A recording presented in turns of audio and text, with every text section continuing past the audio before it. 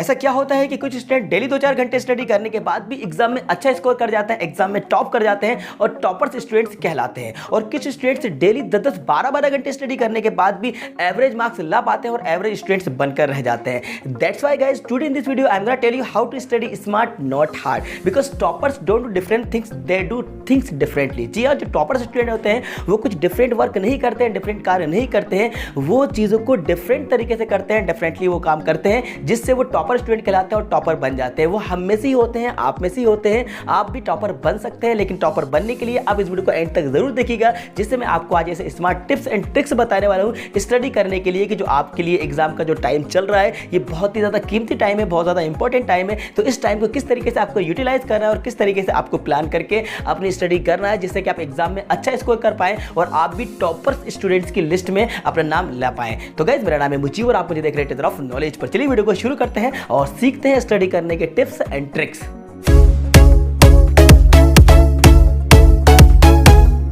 First of all, stop over thinking and set your goal. सबसे पहले आप over thinking करना स्टॉप कर दीजिए और अपने गोल को डिसाइड कर लीजिए। जी, अपने गोल को सेट कर लीजिए और ये कहना बंद कर दीजिए कि सर पढ़ने का बिल्कुल मन नहीं कर रहा है, सर डर लग रहा है, सर पेपर करीब आ चुके हैं, सर किस तरीके से स्टडी करना चाहिए, सर बिल्कुल कुछ समझ में नहीं आ रहा है। तो ये सारी ही चीज़ें, ये सारी थॉट्स जो आपके मन के अंदर चल रहे हैं, अब उसको बंद कर दीजिए और अपना एक गोल डिसाइड कर लीजिए, अपना एक गोल सेट कर लीजिए। गोल सेट करने का मतलब मेरा ये है कि अपनी लाइफ का गोल सेट कर लीजिए। लाइफ का गोल सेट करने से मतलब ये है कि आप लाइफ में बनना क्या चाहते हैं, एक्चुअल में आप लाइफ में करना क्या चाहते हैं, आपका करियर प्लान क्या है। उसके लिए आप डॉक्टर बनना चाहते हैं, इंजीनियर बनना चाहते हैं, साइंटिस्ट बनना चाहते हैं या फिर आप बिजनेसमैन बनना चाहते हैं, तो उस टारगेट को, उस गोल को अचीव करने के लिए आपको यहाँ पे स्टडी करना है। क्योंकि आप 10th क्लास या 12th क्लास के स्टूडेंट्स हैं, तो वहाँ तक जो आपका एम है डॉक्टर बनने का, इंजीनियर बनने का, उस एम को अचीव करने के लिए मुझे एक स्टडी करना है, मुझे पढ़ना है। ये आपका गोल होना चाहिए, ये आपका एम होना चाहिए। इससे आपको एक मोटिवेशन मिलेगा। जब आप स्टडी करने बैठेंगे तो आपको सिर्फ एग्जाम का टारगेट नहीं दिखेगा, एग्जाम में इतना स्कोर करना, ये टारगेट नहीं दिखेगा, बल्कि आपको टारगेट ये दिखेगा कि मुझे डॉक्टर बनना है और डॉक्टर बनने के लिए मुझे पढ़ना है और पढ़ने के लिए मैं यहाँ पर ये जो 12th क्लास या 10th क्लास है इसमें मुझे हाईएस्ट मार्क्स लाना है। जी हाँ, तो इससे क्या होगा, आपको एक मोटिवेशन मिलेगा और आपको मेन जो आपका गोल है, जो आपका एम है, उस पर आपका जो फोकस रहेगा, फोकस उस चीज पर रहेगा। स्टूडेंट मिस्टेक क्या करते हैं, फोकस सिर्फ एग्जाम पे रखते हैं कि मेरा एग्जाम ही मुझे क्रैक करना है या मुझे एग्जाम में इतने मार्क्स लाना है, इतना स्कोर करना है। इतना स्कोर करने के साथ साथ आपका जो मेन एम होना चाहिए, एम आपका वही होना चाहिए कि लाइफ में आप करना क्या चाहते हैं, आपका करियर प्लान क्या है, उसके लिए मुझे स्टडी करना है। अगर आप ऐसा सोच के चलेंगे तो आपको एक मोटिवेशन मिलेगा। हमारा सेकंड टिप है टाइम टेबल। जी हाँ, आप टाइम टेबल बनाकर स्टडी करिए, आप एक प्लान कर लीजिए और उस प्लान के अकॉर्डिंग आप स्टडी करना स्टार्ट कर दीजिए। टाइम टेबल बहुत ज़्यादा जरूरी है। अपनी डेली रूटीन के अकॉर्डिंग अपने टाइम टेबल को सेट कर लीजिए कि आपको डेली कितने घंटे स्टडी करना है, उसके अकॉर्डिंग आप स्टडी करना स्टार्ट कर दीजिए। अब कुछ स्टूडेंट्स मिस्टेक करते क्या है, कुछ स्टूडेंट्स कहते हैं कि मैं तो रात रात भर जाकर स्टडी करता हूँ, आउल की तरह, उल्लू की तरह मैं रात रात भर पढ़ता हूँ। पर मैं ये सही नहीं मानता है कि ऐसा कोई लॉजिक नहीं है, ऐसा कुछ नहीं है कि रात भर स्टडी करने से अच्छा याद होता है, अच्छा लर्न होता है। ऐसा कुछ नहीं है, आप दिन में भी स्टडी कर सकते हैं। जी हाँ, तो रात के लिए भी आप टाइम टेबल सेट कर लीजिए कि मुझे रात को 11 बजे सो जाना है या 12 बजे सो जाना है। लेकिन मैं आपको सजेस्ट करूंगा कि आप लगभग 11 बजे तक सो जाइए और सुबह आप 4 बजे उठ जाइए। 4 से लेकर 6 बजे तक का मॉर्निंग का जो टाइम होता है स्टडी करने का, वो सबसे बेस्ट टाइम मैं मानता हूँ। जी हाँ, मॉर्निंग में 4 से लेकर 6 o'clock का जो टाइम होता है वो टाइम बहुत अच्छा माना जाता है। उस 2 घंटे में आप बहुत अच्छी खासी स्टडी कर सकते हैं। तो आपको रात भर जाकर स्टडी करने की बिल्कुल जरूरत नहीं है, आप दिन में भी स्टडी कर सकते हैं। तो आप अपना एक टाइम टेबल सेट कर लीजिए, उस टाइम टेबल के अकॉर्डिंग आप स्टडी करना स्टार्ट कर दीजिए। क्योंकि स्टूडेंट्स, कोरोना की वजह से इस साल आपकी स्टडी बहुत ही ज्यादा डिस्टर्ब हुई है, जितनी पहले कभी नहीं हुई है, जिससे कि आपको सेल्फ स्टडी करना पड़ रहा है। लगभग साल भर ही आपके स्कूल क्लोज रहे हैं, जिससे कि आप जो टीचर से सीखते हैं वो आपको सीखने को नहीं मिल पाया है, तो आपको सेल्फ स्टडी करना पड़ रही है। तो आपको अपने आप में डिमोटिवेट होने की जरूरत नहीं है, आप अपने आप में मोटिवेट रहिए। यदि आप मोटिवेट रहेंगे, कॉन्फिडेंट रहेंगे, तो आप अपनी स्टडी पे फोकस कर पाएंगे और अच्छा स्कोर कर पाएंगे। और स्टूडेंट, जब आप स्टडी करना स्टार्ट करते हैं, जब आप पढ़ने के लिए बैठे, तो स्टूडेंट्स आपको करना क्या है, आपको अपने मोबाइल को स्विच ऑफ करके रख देना है और पानी की बोतल को अपने साथ में रख लेना है। जी हाँ, सोशल मीडिया से आपको डिस्कनेक्ट हो जाना है, अपने मोबाइल को बिल्कुल स्विच ऑफ करके आपको एक तरफ रख देना है और पानी की बोतल आपको अपने पास में रखना है। और आप ट्राई कीजिए कि आप आइसोलेशन में, मतलब कि आप एकांत में स्टडी करें, जिससे कि आपको डिस्टर्ब करने वाली कोई चीज़ नहीं हो। जिस जगह पर आप फोकस फोकस कर पाए, कंसंट्रेशन कर पाए, इसलिए आपको उस जगह पर, उस प्लेस पर बैठकर आपको स्टडी करना है, जिससे कि आपको कोई भी चीज़ डिस्टर्ब करने वाली ना हो। और दूसरी सबसे अच्छी बात और सबसे ज़रूरी बात जो मैंने आपको बताई है कि उस टाइम के लिए आप अपने मोबाइल को स्विच ऑफ करके रख दीजिएगा। और तीसरा और हमारा जो थर्ड नंबर का टिप है, वो थर्ड नंबर का टिप ये है कि ब्रेक। जी हाँ, बीच बीच में आपको ब्रेक लेना बहुत ज़्यादा ज़रूरी है। जब आप स्टडी करने बैठे हैं तो लगभग 25 मिनट्स के बाद आपको 5 मिनट्स का 5 मिनट का रेस्ट लेना ज़रूरी है, 5 मिनट का आपको ब्रेक लेना ज़रूरी है। और इस 5 मिनट के ब्रेक में आपको करना क्या है ये मैं आपको बता दूं। हाँ, मोबाइल नहीं, मोबाइल ओपन नहीं करना है। मोबाइल ओपन करके आपको ये नहीं देखना है कि किसका कमेंट्स आया है। आपको अपना इंस्टाग्राम, फेसबुक, व्हाट्सएप को यूज़ नहीं करना है बिल्कुल। अगर एक बार आपने मोबाइल ओपन कर लिया, मोबाइल आपने यूज़ करना शुरू हो गए, तो फिर जो ब्रेक है, ब्रेक के बाद आप वापस ही नहीं आ पाएंगे। आप फिर उससे इंगेज हो जाएंगे, आप दोबारा से रिटर्न नहीं हो पाएंगे, दोबारा से लौट कर नहीं आ पाएंगे। और आपका जो ब्रेक है बहुत ज़्यादा लंबा ब्रेक हो जाएगा। तो आपको 5 मिनट में करना क्या है वो मैं आपको बता देता हूँ। 5 मिनट के लिए थोड़ा सा अपने छत पर जाकर आप घूम सकते हैं, टहल सकते हैं, आप ट्रीज़ को देख सकते हैं और ट्रीज़ पे बैठे हुए जो बर्ड्स हैं, पक्षी हैं, उसको देख सकते हैं, आसमान की तरफ देख सकते हैं। मतलब कि जो नेचर है, प्रकृति से आप कनेक्ट हो सकते हैं। इससे क्या होगा, आपको बहुत ही अच्छा फील होगा, क्योंकि हम प्रकृति से, नेचर से डिस्कनेक्ट होते जा रहे हैं। तो आप अपने टेरेस पर, छत पर जाकर घूम सकते हैं, देख सकते हैं। अगर आपके घर के सामने कोई पार्क है, गार्डन है, बगीचा है, वहाँ थोड़ा सा आप टहल सकते हैं, रिलैक्स कर सकते हैं अपने आप को। एक इससे रिफ्रेशमेंट आपको मिलेगा। जी हाँ, तो इन 5-10 मिनट में आपको बस यही कुछ करना है कि किसी पार्क में टहल लेना है, या फिर ट्रीज को आपको देख लेना है, आसमान की तरफ आपको देख लेना है। इस तरीके से आप जब देखेंगे और जब आप वापस आएंगे तो आपका पढ़ाई में मन लगेगा, आप स्टडी पे फोकस कर पाएंगे। तो ये था हमारा थर्ड नंबर का टिप।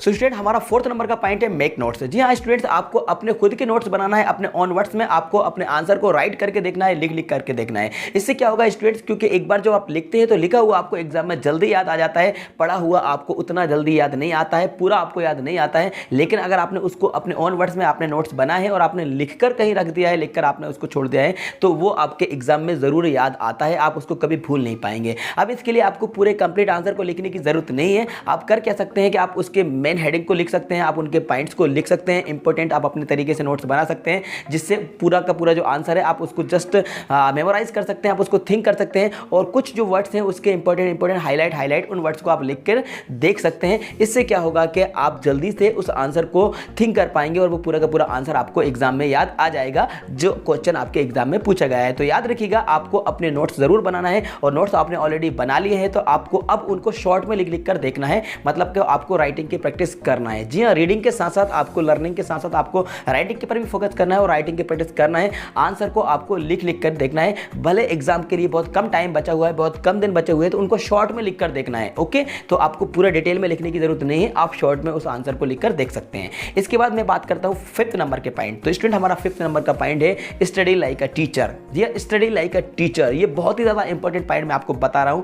तो आपको एक टीचर की तरह स्टडी करना है। टीचर की तरह स्टडी करने से मतलब ये है कि एक स्टूडेंट की तरह आप स्टडी करते हैं तो आप सिर्फ उसको लर्न करते हैं, आप उसको लिखते हैं, राइट करते हैं, रीड करते हैं। लेकिन जब आप टीचर की तरह स्टडी करेंगे तो आपको करना क्या है कि जो भी कुछ आंसर को आपने लर्न किया है, जो भी चैप्टर की आपने रीडिंग की है, तो उसको आप एक्सप्लेन कराइए किसी और को। आपके घर में आपके छोटे बहन भाई हैं, या आप ग्रुप स्टडी कर रहे हैं, आपके जो क्लासमेट हो सकते हैं, बैचमेट हो सकते हैं, तो आप उनको उस आंसर को एक्सप्लेन कराइए अपने ऑन वर्ड्स में। इसीलिए मैंने कहा है स्टडी लाइक अ टीचर, एक टीचर की तरह। यदि आप उसको किसी दूसरे को एक्सप्लेन कराते हैं तो उससे क्या होगा कि वो आंसर आपको भी अच्छे तरीके से समझ में आ जाएगा, आपका जो आंसर है और अच्छे तरीके से क्लियर हो जाएगा। अभी करते क्या है, आप उसको खुद लर्न तो कर लेते हैं, लेकिन लर्न करने के बाद आप उसको ऑब्जर्व नहीं करते हैं, उसको आप दूसरों को एक्सप्लेन नहीं कराते हैं। तो जो भी कुछ आंसर आपने लर्न किया हुआ है, जो भी कुछ टॉपिक है, जो भी कुछ स्टोरी है, आपने उसकी रीडिंग की हुई है, तो आप ट्राई करिए कि उसको अपने ओन वर्ड्स में अपने तरीके से किसी को एक्सप्लेन कराएं। आप अपने घर में बहन भाई हो सकते हैं, या आप अपने किसी फ्रेंड्स को एक्सप्लेन करा सकते हैं। अगर ये लोग कोई ना मिले तो उसके बाद दूसरा तरीका क्या है, आप मिरर के सामने भी खड़े हो सकते हैं। मिरर के सामने खड़े होकर उस आंसर को आप बोल सकते हैं, लाउडली बोल सकते हैं और दूसरों को आप एक्सप्लेन करा सकते हैं। आप ये टिप को करके देखिए और करने के बाद आप मुझे कमेंट्स करके बिल्कुल बताएंगे कि आपको ये अच्छी लगी कि नहीं लगी। तो स्टूडेंट्स, आपको टीचर की तरह से स्टडी करना है। इसके बाद स्टूडेंट्स, आपको करना क्या है, आपको लास्ट 10 ईयर्स के क्वेश्चन पेपर को सोल्व कर लेना है। जी, आप पिछले 10 सालों के जो क्वेश्चन पेपर हैं उनको आपको लगा लेना है, उनको आपको कंप्लीट सोल्व कर लेना है। जी, आप पिछले 10 सालों के पेपर आप अरेंज कर लीजिए, वो इजीली आपको मिल जाएंगे और पिछले 10 सालों के पेपर को आपको लगा देना है। अब आप सोचेंगे ये तो उन लोगों को करना होता है जो शॉर्ट में स्टडी करना चाहते हैं, जो शॉर्ट में एंड टाइम पे स्टडी करना चाहते हैं, जिन्होंने डिटेल में पहले कभी नहीं पढ़ा होता है। ऐसा नहीं है, आप पहले से भी स्टडी कर रहे हैं, उसके बाद भी आपको सेट पेपर लगाना बहुत ज़्यादा ज़रूरी है, क्योंकि देखिए practice makes a man perfect. Right. तो आपको प्रैक्टिस करना ज़रूरी है और प्रैक्टिस करने के लिए आपको जो क्वेश्चन पेपर हैं वो लगाना एक बहुत ही अच्छा सॉल्यूशन है। तो आप पिछले 10 सालों के पेपर को अरेंज कर लीजिए और आप प्रैक्टिस करिए और उसमें आप टाइम टेबल भी सेट कर पाएंगे। आप देख पाएंगे कितने टाइम में आप कितना आंसर लिख पा रहे हैं, कितने 3 आवर्स आपको जो 3 घंटे दिए जाते हैं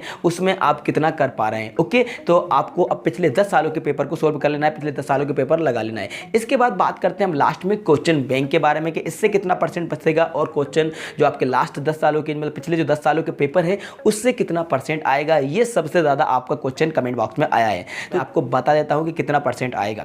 देखिए, जब आप पिछले 10 सालों के पेपर लगाएंगे और जो इस साल जो क्वेश्चन बैंक अपलोड किए गए हैं और जैसा कि बताया जा रहा है कि इसमें से ही पेपर आपका बनेगा, इसी के आधार पर इसी के तरीके से पेपर आपका बनाया जाएगा, तो हम ये एक्सपेक्ट कर सकते हैं कि इससे 70 से लेकर 80% आपका इसी में से आने वाला है। क्योंकि जो क्वेश्चंस यहाँ पे अपलोड किए गए हैं या जो क्वेश्चंस आपके एग्जाम में आएंगे वो लगभग वही इंपॉर्टेंट क्वेश्चन होते हैं, कुछ हाईलाइट क्वेश्चन होते हैं। पूरा जो आपका पोर्शन होता है किसी भी सब्जेक्ट का हो सारा इंपॉर्टेंट नहीं होता, कुछ इंपॉर्टेंट होता है। तो वो जो इंपॉर्टेंट ही आपके पेपर में पूछा जाता है। तो आप पिछले 10 सालों के पेपर देखेंगे तो वो सारे ही इंपॉर्टेंट होंगे। उसके बाद आप यहाँ पे जो क्वेश्चन बैंक देखेंगे तो क्वेश्चन बैंक में ही हाईलाइट जो क्वेश्चन है, इंपॉर्टेंट जो पोर्शन है उसी को वहाँ पे अपलोड किया गया है। तो जब उन दोनों को ही आप कवर कर लेते हैं, क्वेश्चन बैंक और जो आपके 10 सालों के पेपर है, तो मैं भी 100% भी आ सकता है। ऐसा नहीं है कि आप सोचें कि सिर्फ 70 या 80% ही आएगा, मैं इसकी गारंटी तो नहीं दे रहा हूं, लेकिन मैं गैस कर सकता हूं, मैं आपको बता सकता हूं कि 100% भी आ सकता है। तो आपको इन 10 सालों के पेपर को कवर कर लेना है, इनकी स्टडी कर लेना है